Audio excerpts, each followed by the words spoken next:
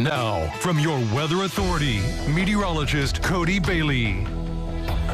Well, the good news was that we dodged the marginal level 1 threat of severe weather for today, but that doesn't mean that we were dodging the impacts. A lot of flash flooding reports. We had very heavy rainfall moving over the same spots and moving slowly over the same spots as well. Things are slowly and thankfully beginning to die off and dry up very gradually, though. We still have some rain out there. But here's a look at the alerts map. It was kind of colored with our light and dark blues earlier today, especially over the Evansville metro, where we had some flash flooding occurring, especially closer to the Vandenberg-Warwick County line. That light blue that you see up in Du Bois County, that is the last remaining flash flood warning that we have. The dark blue, flood advisories. And this is the rain that we had, pretty much a good swath across parts of the Evansville metro.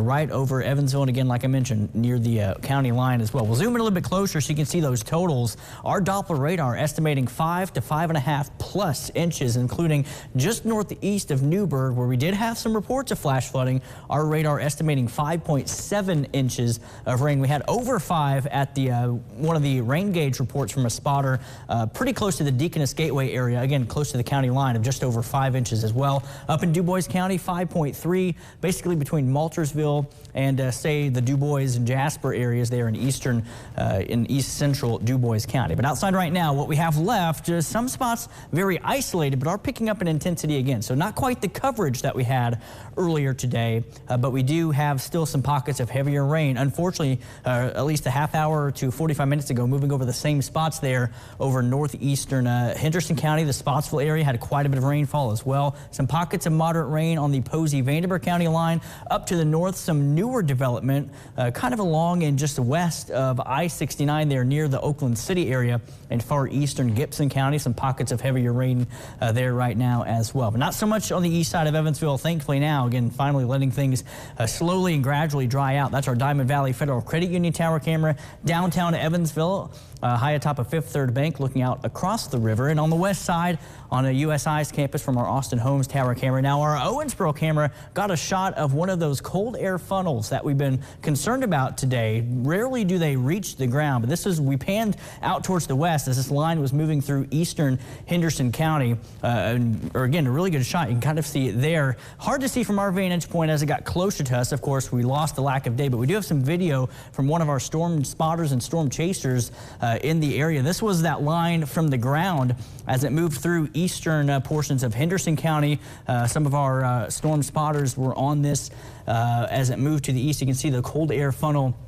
This video was taken by Zachary Jennings, as well as one of his chase partners, Jordan Steitler, were on this storm as they moved to the east. And you can really see that start to take that shape as that storm started to roll through eastern Henderson County into western Davis County as well. So somewhat unique. We've had these in the tri-state before. They often form with cold air, obviously the cold air funnels. Not quite the structure that we see with a typical severe storm that turns tornadic, but we get the warm air on the ground kind of rising, get that rising column of air that begins to rotate, then it meets the cold air in the weaker thunder shower or thunderstorm. So not necessarily severe, but definitely an interesting sight there as well. But right now, again, thankfully things are calming down.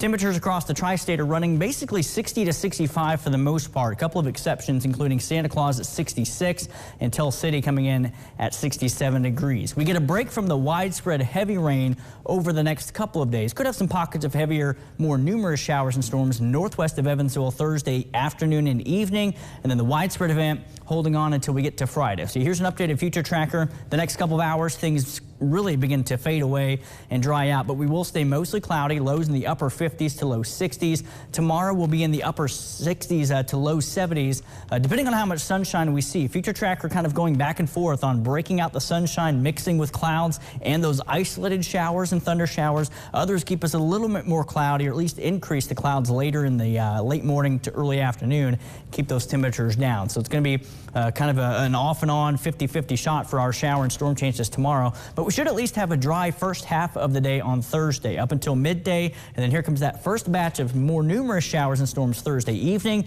And then by daybreak Friday morning, widespread showers and storms in the area. And it's going to be with us, unfortunately, through most of our Friday, a pretty soggy end to the work week.